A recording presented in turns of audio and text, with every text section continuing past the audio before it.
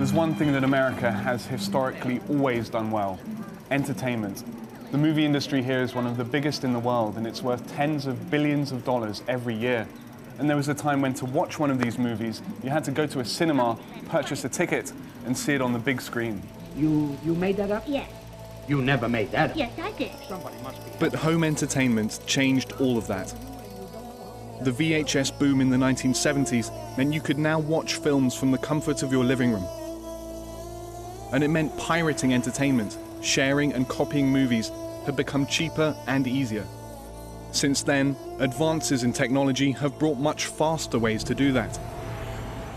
And when the World Wide Web came to people's homes, media, now in the form of digital data, could be copied at lightning rates and shared almost everywhere. Now, the industry tells us it's a free-for-all. To watch the very latest films over the internet, all you have to do is log on to a BitTorrent site like this one, click a button to start downloading, and after a short space of time, there you go, you get to watch the very latest Hollywood blockbusters without paying a single penny. You have made me very desperate. At the heart of this new reality is something revolutionary: the power to share information quickly and easily across the world without traditional boundaries or regulations. But that ability is constantly being eroded. This is not just about pirated entertainment. It's about how we live our lives in the digital age, and who gets to decide what we can and can't do. This is a story about control.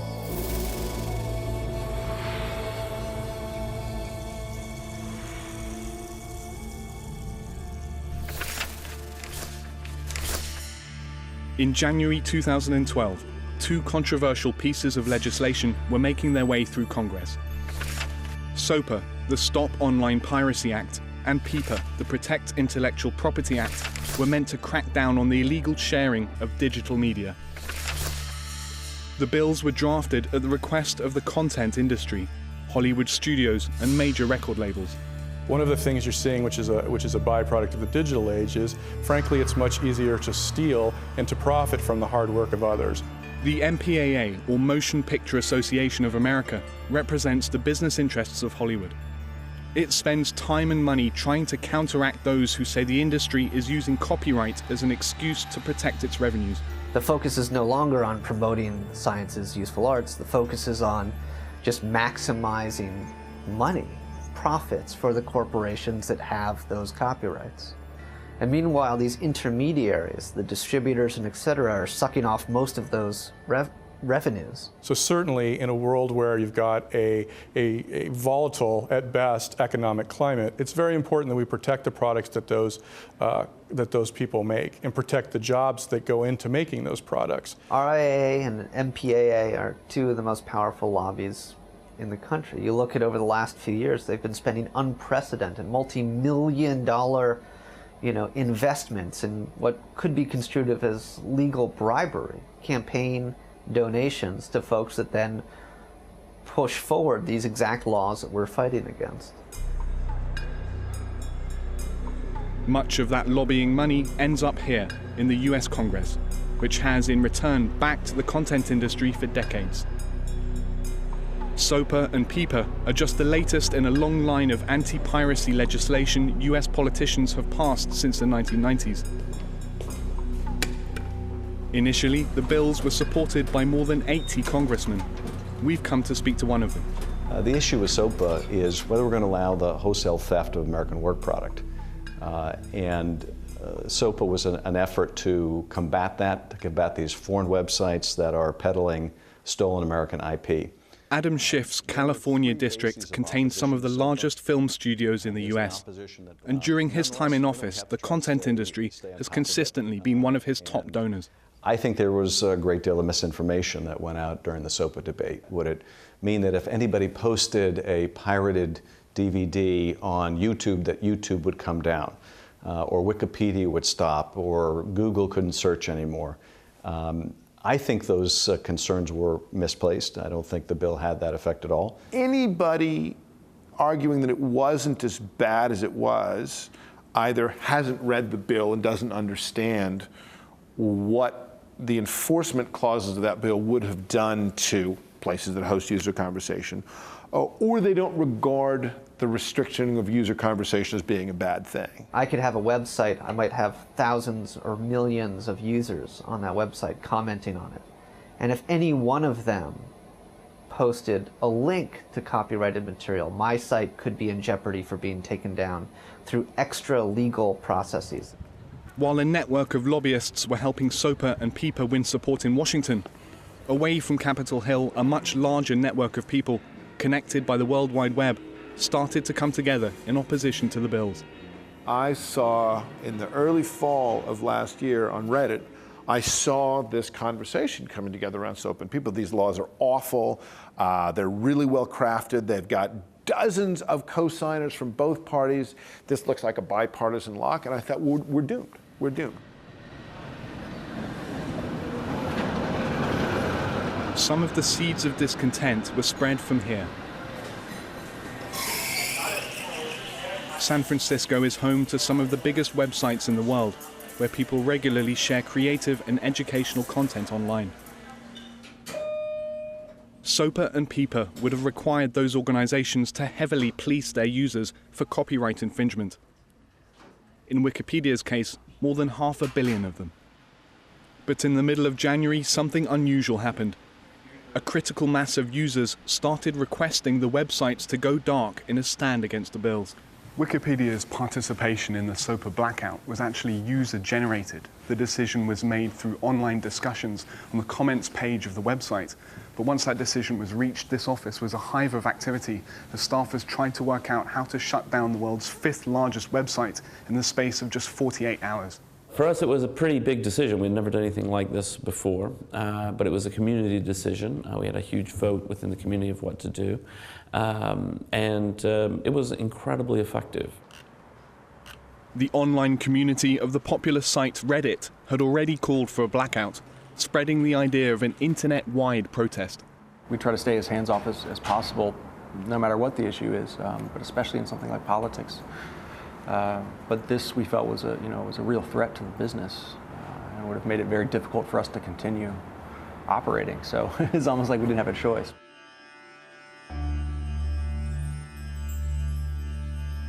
Within a 48-hour period, other major sites such as Wired, Mozilla, and WordPress had joined in. And finally, the multi-billion-dollar giant of the internet, Google, threw in its support. It really shifted the dynamics. Then it became safe for all the other folks that really didn't like these laws but didn't want to be sort of the only people blacking out their site to join on. Mainstream US news networks, largely owned by media conglomerates that supported SOPA and PIPA, had given little or no coverage to the bills up to this point. Wikipedia shutting down for 24 hours tomorrow. But with the biggest names on the internet about to go dark, The Stop Online Piracy Act. the whole world was now paying attention. Wikipedia has shut down the English language version of its online encyclopedia. New media on the web ran up against older school media in this case, including the company we work for. On January the 18th, the largest online protest in US history took place. In the end, more than 100,000 websites joined the cause, many of them posting links urging people to call Congress to stop the bills from becoming law. You had 15 million people petitioning Congress in 24 hours. And that's never happened before. I was astonished. I mean, I study this stuff for a living, and I thought we were going to lose. And Hollywood did not see this coming. They got rolled by the internet this week. We weren't representing the interests of Silicon Valley. We weren't representing the interests of Hollywood. We were representing the interests of the users of the internet. But I have never seen Congress move so far, so fast on just one day of protest as the way they did today. And indeed, by the end of that day, it was clearly dead in the water. SOPA and PIPA were effectively killed off. It was a great victory for those advocating for internet freedom. Online activism had won the day. But here in Washington, new bills were being drafted. The McCain Cybersecurity Act, CISPA, and the Lieberman Cybersecurity Bill, all with their own threats to freedom on the web. In the battle for control of the internet, online piracy isn't the only threat cited by the politicians. As the US economy and government become increasingly reliant on the web, the term cyber terrorism has soared to the top of the agenda for those charged with keeping America safe. How vulnerable do you think the US is in terms of cyber attacks? They are ongoing as we speak at this moment. They take a range of forms. Some are efforts to infiltrate and get information. Some are efforts to potentially bring down websites or attack infrastructure. So it is an enormous problem already and only bound to get worse if it's not addressed. As a member of the House Intelligence Committee, Congressman Schiff says he's given daily evidence of why lawmakers must push for tough cybersecurity regulation. But advocates for civil liberties say laws now under discussion could pose an even greater threat to the US, that the constitutional rights of every American are now at stake. Well, right now there are two different structures for government spying, one for the criminal law and one for foreign intelligence and terrorism. And what they're proposing is to create a whole new third column for cybersecurity. Michelle Richardson says authorities are asking for sweeping powers to access personal information online and to define cyber threats, both foreign and domestic, in very broad terms. Whether you've done nothing criminal and you're not engaged with terrorism, and this will be the catch-all now for pretty much all bad actors on the internet. We are anonymous. In the political debate over greater regulation online, the most notorious cyber threat America supposedly faces isn't state-sponsored hackers launching attacks from Russia or China. Anonymous. It's an entity that has no face, no clear direction, and most famously, no name. Attention, citizens of the world, we are anonymous. And its exploits have grabbed the world's attention. How much do you know about the group known as Anonymous? I don't know how much I can discuss with you, but we're concerned certainly with any group that is violating the law and that is hacking into systems, public or private. But you've heard of the group, and it's on the radar, for example, of the House Intelligence. Well, I certainly have heard of the group, and I don't think I can go into more detail than that. The online community known as Anonymous has been called everything from a domestic terrorist group to the Robin Hood of the internet. They are hackers on steroids. Since 2008, factions within it have hacked into government websites. There are literally thousands of stolen passwords on that site. Organized protests. Treating the web like a real-life video game. And launched digital attacks on entities they deemed a threat to an open and transparent society. This time their target is an intelligence think tank. Its image as an all-powerful group of elite hackers threatening global infrastructure has been cemented by media coverage. Anonymous appears to be threatening to do more this week. But those who are familiar with the roots of Anonymous have a very different take on its motivations. So Anonymous is a group of people that came out of an image board called 4chan, which was bombastic and crazy and rude and had terrible imagery, but also had wonderful things in it. Mostly terrible, a little bit of wonderful. They are simultaneously pranksters, political activists, internet theorists, meme generators. And this kind of freedom to express was a core value. No matter how rude or offensive your expression was welcome within Anonymous. I mean, it is such a fountain of overlapping and in some cases contradictory impulses that it's really hard to know how to talk about them as a coherent whole. And so when things started kind of intruding on that freedom or that perception of freedom online, Anonymous became politicized by that process. In early 2012, law enforcement agencies in Argentina, Spain, and Chile, and here in the US, launched a series of raids against targets linked with Anonymous. Many of those raids were coordinated from here, the headquarters of the FBI in Washington. Under Presidents Obama and Bush, this agency is one of several that's received millions of extra federal dollars to conduct operations against those considered cyber threats.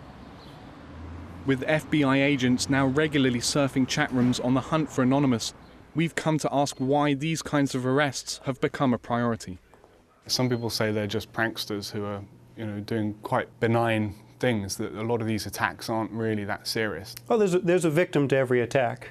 whether an attack is successful or not. If you go and try to attack some business, that business has to take some type of defensive posture, and it costs that business money to put up that defensive posture. They're kind of painting Anonymous as this evil, incredibly powerful cyber gang that's going to take down infrastructure, which is a useful way of getting around the fact that nobody's actually done anything to secure the infrastructure. I think we have a responsibility as a nation when we have criminals that are conducting attacks against us to try to prosecute them and take legal sanctions against them.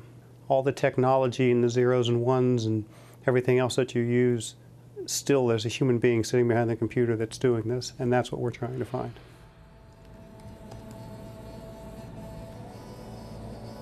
Finding those people behind the computers isn't an easy task.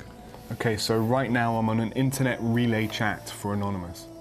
Anonymous operates mostly in internet relay chats, encrypted chat rooms where almost everyone blocks their IP addresses. I've logged onto one to see if a member would chat with fault lines about Anonymous operations and goals. Eventually, one that goes by the nickname Knowledge Us did start a conversation with me. Most of the people in these chat rooms would never meet in the real world, but Knowledge Us seemed keen to set the record straight on Anonymous. He finally agreed to meet us in person and to speak on camera on the condition that we hide his identity. Anonymous is not a group, it's just an idea, it's a banner. We would gladly gather people, spread knowledge and awareness to get these people to open up their eyes and see what's going on in their own backyards. Knowledge Us says that apart from a hardcore minority, most of those drawn to Anonymous are regular internet users concerned about levels of government control. The operations that have got the most support from the community are those that crashed websites like PayPal and MasterCard after those companies cut service to the whistleblowing website WikiLeaks.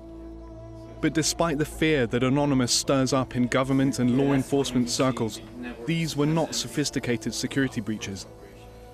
And, as Knowledge Us explains, they weren't even necessarily illegal. We do DDoS, which is a distributed denial of service. What is that? Will crash your website. It's a form of online protest. In the most basic terms, he says, it's about getting thousands of like-minded people to overwhelm a website by requesting access all at the same time. Websites they view as a threat to internet freedom or transparency. I think what links us more together and kind of unifies us is the fact that we somehow feel that we're being cheated as people. But for the FBI, what links these people together is a potential threat that's only getting bigger. I think any type of activity online can be considered a security threat because, as we said, the technology can be used for both good and for bad, and any type of activity that we see, even that smaller,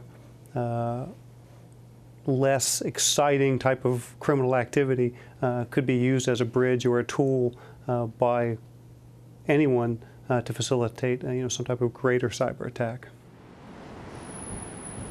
When everything online can be defined as a potential threat, that means that anyone doing anything over the internet is now fair game for security surveillance. So whether you're on a home computer or using one of these, whatever you write, read, or listen to can now be monitored, analyzed, and recorded on a far greater scale than ever before. And on top of that, the companies providing internet service can now track all of that information to hand it over on request with very little oversight, so that US security agencies can now access all of that personal information without you ever knowing that they're doing it. One man has seen firsthand how the US government has abused this power. Thomas Drake is a former executive at the US National Security Agency, an intelligence arm of the Pentagon, which was at the forefront of domestic surveillance after 9/11. Obama couldn't make any difference, and who can? In late 2001, the Bush administration authorized the NSA to conduct a full-scale collection of electronic data on American citizens. And now everything was fair game. Everything, electronically. Drake says existing privacy and surveillance laws were completely bypassed. Warrants or subpoenas were no longer necessary. My moment of truth was when he's telling me, we're the executive agent for this program, it's been approved by the White House, It's all legal, Tom. Don't ask any more questions. In that moment, I knew I could not remain silent, because for me to remain silent I would have been complicit and an accessory to a crime, the subversion of our own Constitution. Eventually, Drake and a few other NSA whistleblowers leaked information to US newspapers exposing the NSA's fraud and abuse. The revelations caused an outcry, but Drake says such programs have continued across US government agencies. How much information right now do you think is being stored or kept? Trillions of transactions. Trillions. I mean, this is the reality. Remember, all this is done behind the scenes. Most people don't realize what is possible. Now, of course, many people say, hey, I've done nothing wrong, so it doesn't matter because I've done nothing wrong. The issue is not about doing nothing wrong. It's the fact, what can the government do in secret, anonymously, with the information it has about you? After years of FBI surveillance and a long court battle, Drake is finally a free man. But it wasn't during the Bush years that he faced his toughest legal challenge. The case actually went forward under the Obama administration. And so now you get into this cognitive dissonance, to say it that way. You're hearing the words that sound great. On the other hand, you're seeing the actions of the Department of Justice, where now you're becoming an enemy of the state, and they're doing everything they can to put you away. We will support a free and open internet, so individuals have the information to make up their own minds.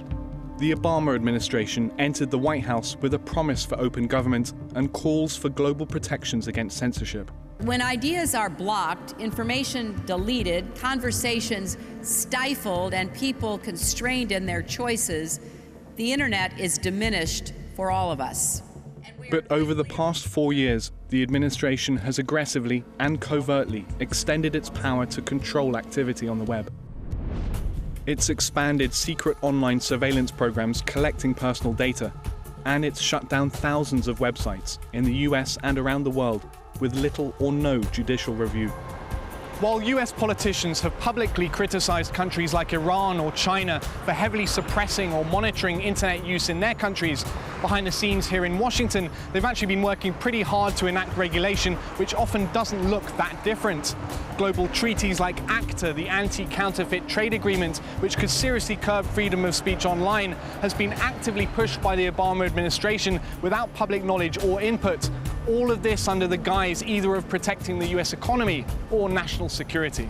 Where we're heading, unfortunately, is more towards a locked down system, where there's an intervention that happens that says you cannot use this application or this service or have this kind of conversation.